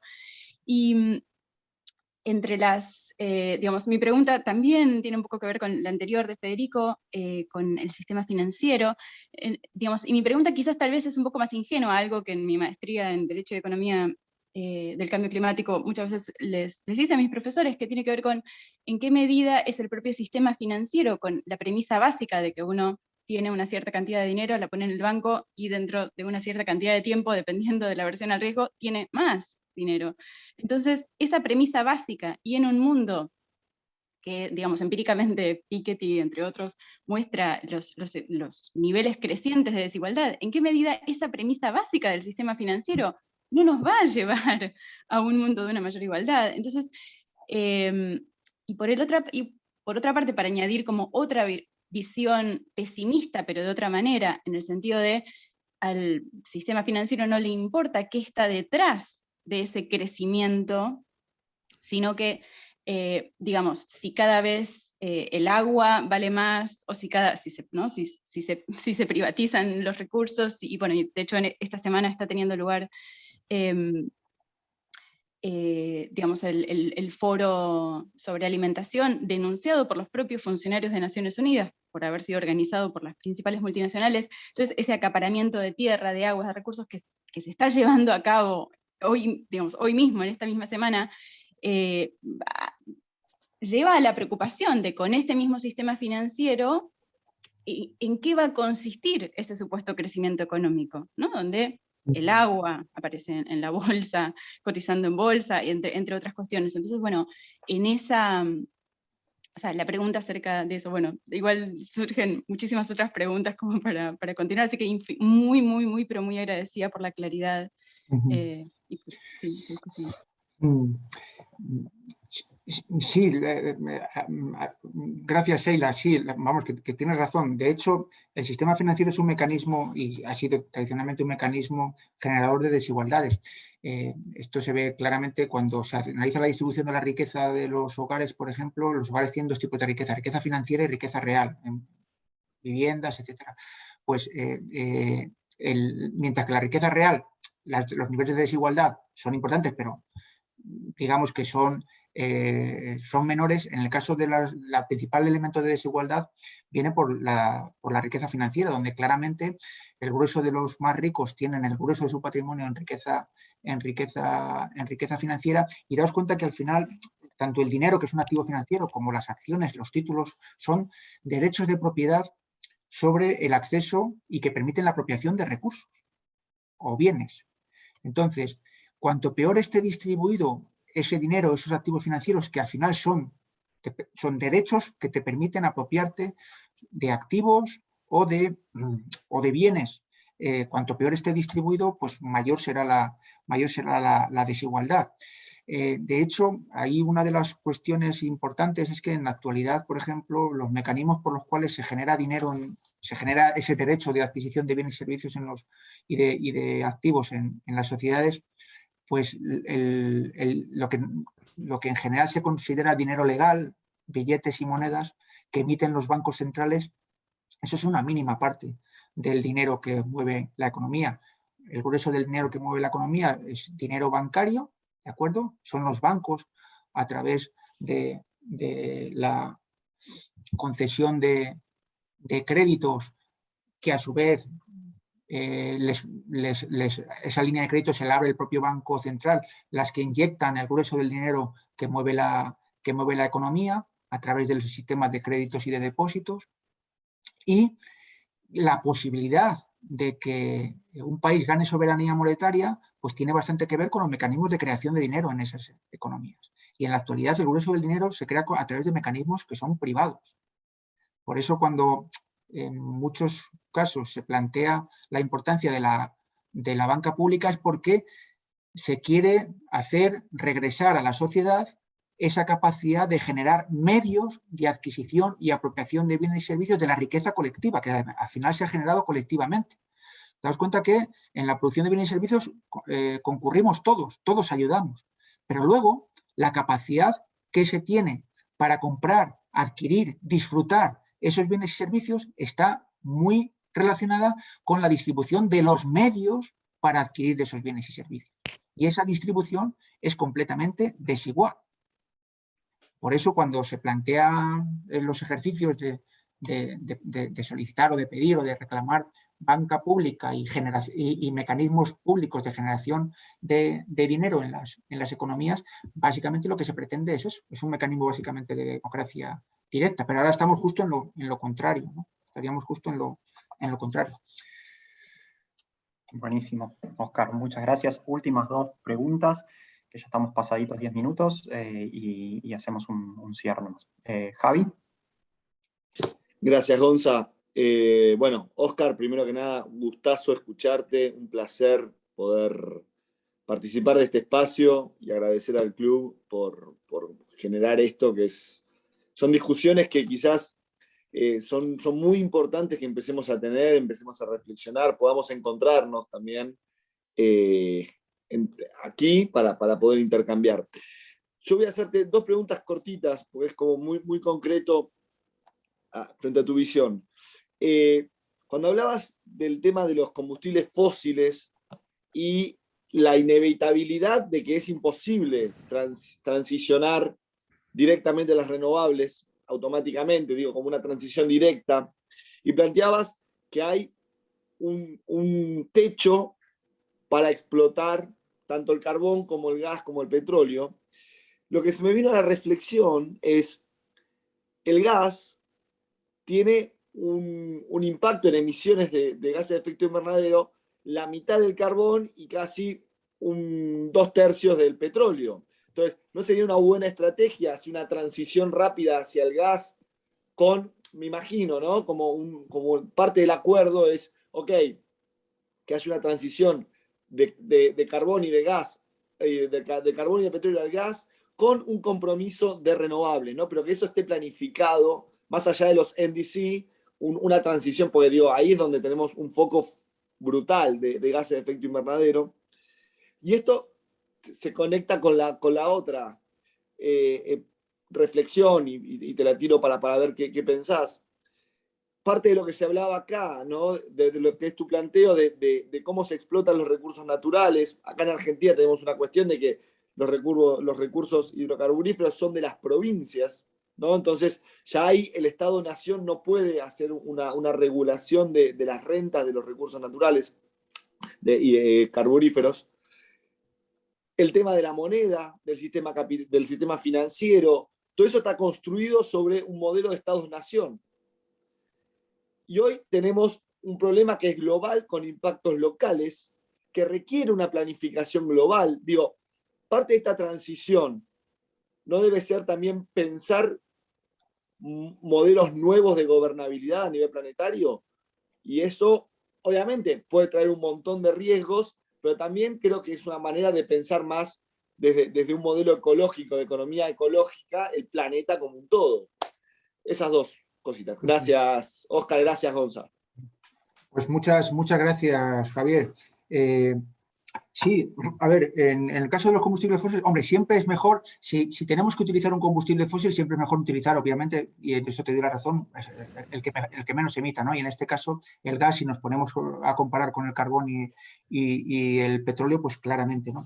El asunto aquí es un poco más complicado, porque sí que es cierto que se está planteando el gas como combustible de transición y bueno, pues efectivamente, ya por el lado de los hechos, pues se está haciendo, ¿no? Digamos que el problema es que, aunque emita la mitad, pues sigue emitiendo, ¿no? Entonces, uno de los problemas, yo creo que más peliagudos que estamos teniendo en este proceso de transición es lo que os comentaba antes de la trampa de la energía. Es que las renovables no son independientes de los fósiles, es decir, son tributarias de los fósiles. Porque, claro, no podemos hacer todo eso sin fósiles. Y claro, ojalá que construyamos placas utilizando gas, mejor que carbón. Y eso me parece que es obvio, ¿no? Pero está claro que la decisión gorda va a ser, y por eso de ahí la planificación, la decisión gorda va a ser que esos fósiles que tenemos los vamos a tener que destinar una parte a financiar, entre comillas, energéticamente la transición. Y eso supone, ya casi por definición, dejar de utilizar esos fósiles para otro montón de usos a los que les estamos dando ahora. Y por tanto reducir ya, aunque solo sea por eso, el consumo y la producción de un montón de bienes que tendremos que pensar. Entonces, efectivamente, el gas que juegue ese papel y en la medida posible, cuanto menos utilicemos mejor, pero está ahí en ese papel, ¿no? Entonces, yo creo que eso es lo grave, y cada año que pasa y que no enfrentamos eso, o que no nos ponemos a pensar en serio eso y tal, pues es un año que perdemos, ¿no? Y luego, respecto de la segunda cuestión, pues te doy toda la razón. Efectivamente, esto es un problema global, tenemos desde hace muchísimo tiempo un problema de gobernanza. Esto que comentábamos del Acuerdo de París, claro, ¿por qué? ¿Por qué se firmó por todos los países? Pues porque era voluntario y no había penalización. Es que si uno no firma es que ya es del género, perdonadme, el género tonto. Quiere decir, oiga, mira, ¿por qué no voy a apuntarme yo un tanto si ni me van a penalizar y además no es voluntario? Si es que, entonces, y claro, y eso fue un poco penoso, ¿no? Porque claro, aquello era un canto de esperanza increíble y alguien que hubiera visto un poco más o menos eso decía, jo, pero la población mundial se merece esto a estas alturas en 2015 como... Claro, ¿qué ha ocurrido? Pues que la propia Naciones Unidas, pues ya es buenísimo, la nota que han sacado antes de ayer era buenísima. Oiga, mire, que es que nos hemos ido a 16% cuando ya tenemos que estar reduciendo. Bueno, pues toda la razón, o sea, y el problema de la gobernanza a mí me parece que es una de las piedras de toque para enfrentar este problema que es global, que es el cambio climático, y a la vez hubiera sido un desafío para las instituciones. Porque muchas veces creamos instituciones que gestionan problemas entre países. Eso es lo que tenemos ahora mismo. Y ahora teníamos la posibilidad de tener instituciones para generar un problema que es de todos, y creo que, bueno, pues entre que no hay voluntad y que se han puesto pocos medios y esfuerzo, pues estamos muy atrasados con esto, ¿no? Pero sí, tienes toda la razón. Muchísimas gracias, Óscar y Javi. Última pregunta y hacemos el cierre nomás. Carlos. Sí, ¿se escucha? ¿Está abierto el micrófono? Perfecto, perfecto. Ok.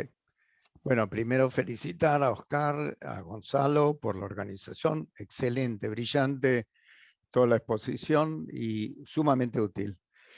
La pregunta es, ¿en qué medida la crisis actual, pandémica y pospandémica, introduce circunstancias que puedan ser favorables para poder producir el decrecimiento del que habla Óscar, y no tantas energías modernas, fotovoltaicas, eólicas, etcétera, que también consumen a la vez más energía y más recursos fósiles? En ese sentido, a esa pregunta, la observación mía, que coincide con lo que dice Javier sobre la necesidad de nuevos modelos para operar. La Argentina tiene un 50% como consecuencia de la pandemia y la pospandemia, tiene un 50% de pobres, que ya vienen de antes, más un 12% de desocupación. Esta marginalidad de una enorme porción de la población ha hecho que modifique sus hábitos de consumo, sus movimientos. La gente que trabajaba en el conurbano tuvo que dejar de venir a la capital por el costo del transporte o por el barbijo o por lo que sea, lo cual introduce ahora necesidades de cambio en lo que hace a localización, separación de las personas, separación de las funciones, todos elementos que desde el punto de vista territorial modifican el escenario. Hay una necesidad de deslocalización hacia regiones menos densas, por ejemplo. Son todos cambios que, si le sumamos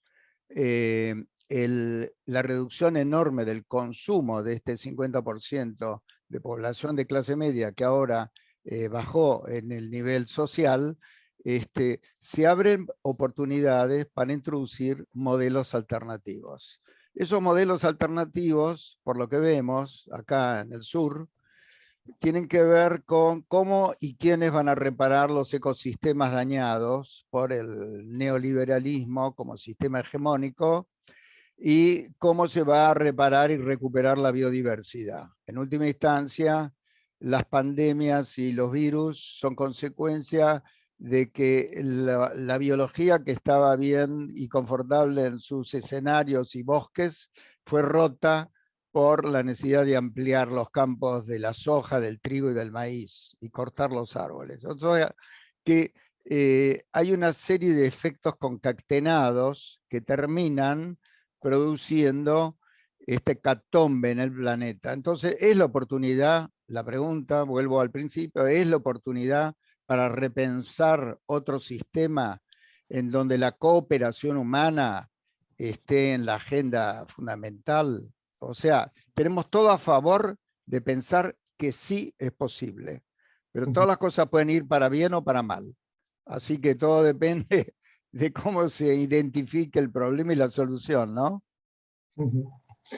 Sí, de hecho, gracias Carlos. De hecho, una de las cosas positivas, bueno, entre comillas, positivas, ponerle muchas comillas, que ha tenido, por ejemplo, la COVID en España y en muchos países europeos, y yo creo que allí también lo habéis visto, sobre todo si habéis tenido, es que yo no sé, esto del confinamiento no ha sido generalizado. Ha habido países que han tenido confinamientos más duros y otros países que han tenido confinamientos menos duros. Pero una de las cosas que ha sido curiosa y ha sido muy pedagógica en España es que como hubo un confinamiento importante, por primera vez, algo que parecía que era imposible, pues empezó a suceder. Es que, bueno, se paraba la economía, se paraba el funcionamiento económico, pero a la vez se empezaba a discriminar cuáles eran los trabajos esenciales para que se mantuviera viva una sociedad. Y en esos trabajos esenciales, pues no estaban ni los ejecutivos ni los trabajos mejor remunerados. Los trabajos esenciales eran los trabajos que tenían que ver con los hospitales, con las escuelas, servicios públicos, servicios de recogida de basuras, etcétera, etcétera, etcétera. Además, los trabajos, reponedores en los supermercados, es decir, los trabajos que salarialmente eran los que menos remuneración tenían. Y se ponía de manifiesto una gran paradoja que se ha dicho muchas veces, y es que si estos eran los más necesarios, los fundamentales para que la sociedad se mantuviera viva, luego resulta que son los que menos remuneración tienen, los que el reconocimiento en términos monetarios era menor. Y, de hecho, si esos trabajos se dejaban de hacer, la sociedad entraba en colapso. Cuando no entraba en colapso era porque dejara de trabajar el ejecutivo de turno o el que ganara 25 veces el salario mínimo, ¿no? Entonces, la COVID creo que, por lo menos al principio, tuvo un efecto muy importante desde el punto de vista pedagógico sobre qué era lo importante en una economía, qué es lo que teníamos que cuidar, cómo podíamos mejorar el funcionamiento de la sociedad atendiendo a esos servicios especiales, a esos servicios esenciales que en general eran denostados, tenían desprestigiados socialmente, etcétera, etcétera, etcétera, y resulta que eran los fundamentales. Tuvo que venir la COVID para demostrarnos que lo fundamental era lo que nosotros considerábamos accesorio o desprestigiado o poco relevante, ¿no? Claro, eso, si tiramos del hilo, tiene unas potencialidades enormes para cambiar las estructuras, ¿no? Y a mí al principio eso me generó mucha ilusión, o por lo menos vi que en una parte del imaginario colectivo pues empezaban a entrar ideas que habían estado expulsadas durante décadas, ¿no? Ahora ya soy un poco más, con esto de la nueva normalidad, soy un poco menos optimista que antes, ¿no? Creo que la memoria también es flaca, pero sí que por lo menos se ha producido un elemento que nos va a permitir recordarlo en el futuro. Cuando surjan estos debates importantes, creo que podremos retomarlo como una experiencia valiosa, ¿no? Y sobre todo, también esto ha introducido elementos, por ejemplo, aquí el confinamiento, que claro, a nadie le gusta confinarse, ¿no? Pero porque era una reducción drástica de la actividad, ¿no? Pero sí que la gente al final, bueno, pues tuvimos una vida razonablemente, entre comillas, normal. Se podía vivir en esa situación extrema, ¿no? Si uno piensa que en situación extrema reaccionamos así, pues hombre, en una situación que fuera menos extrema, como por ejemplo la que tú estabas describiendo, Carlos, pues debería ser más factible, debería ser posible, ¿no? O sea que elementos interesantes y elementos de cierta esperanza creo que hay, a la vez de cierto realismo, como os decía, que cuando se pasa la situación, pues la memoria acaba también siendo flaca, ¿no? Entonces, bueno, equilibremos un poco el juicio. Y de acuerdo contigo en que efectivamente puede ser una oportunidad y debería ser una buena oportunidad. Bueno, Óscar, la verdad fue un gusto, ahí estoy leyendo los chats y todos reclamando y solicitando que profundicemos más en esta temática, que encontremos otros huecos y otros espacios para seguir debatiendo y dialogando. Así que como te dije previamente en charlas que hemos tenido, para nosotros es un honor y un orgullo poder tener este diálogo y esperamos que en base a tu disponibilidad de agenda y todo podamos seguir profundizándola. Y antes simplemente de pasarte la palabra nuevamente para, si querés hacer un cierre o conclusión de todo, voy a aprovechar para invitarlos a todos al segundo diálogo que vamos a tener y voy a proyectar para presentar a quien va a ser nuestro próximo orador, si se ve. No, compartí pantalla, perdón, aguántenme un segundo, dejo de compartir y voy a hacer así. Vamos a poner aquí. Y muy bien.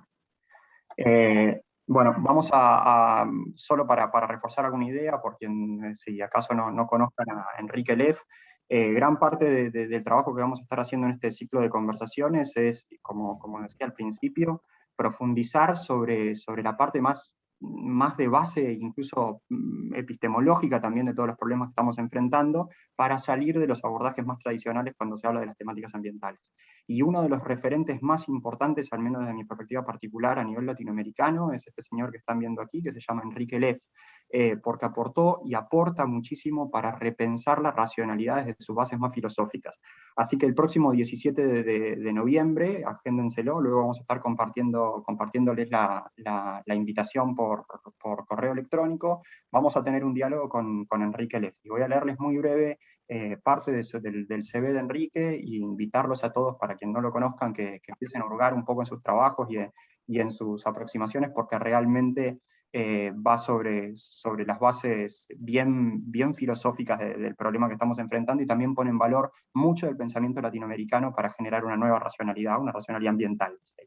Enrique Leff es sociólogo y filósofo, científico social y humanista pionero y uno de los principales autores de la teoría y la praxis del ambientalismo crítico en México, América Latina y a nivel internacional.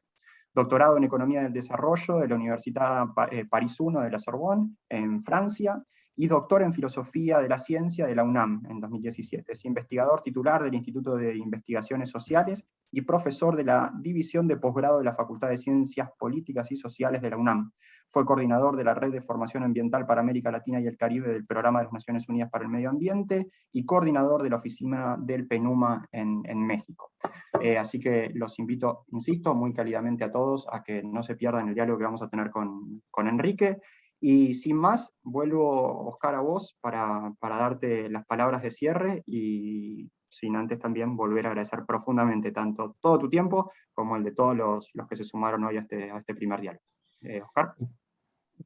Nada más, muy breve, Gonzalo. Muchas gracias a ti por la amable invitación que me has hecho y a todos vosotros y vosotras por las intervenciones y la atención que habéis prestado, que me han parecido en general me han parecido todas las intervenciones muy lúcidas y muy interesantes y creo que han hecho que este rato que hemos compartido pues haya sido todavía más agradable. Así que muchas gracias a todos vosotros y vosotras. Bueno. Muchísimas gracias, vamos a estar subiendo el video y compartiéndoles a todos los que se han inscrito el link de acceso y también la información complementaria de Óscar. Muchísimas gracias a todos, que tengan un muy buen jueves, ya no me acordaba el día. Chao.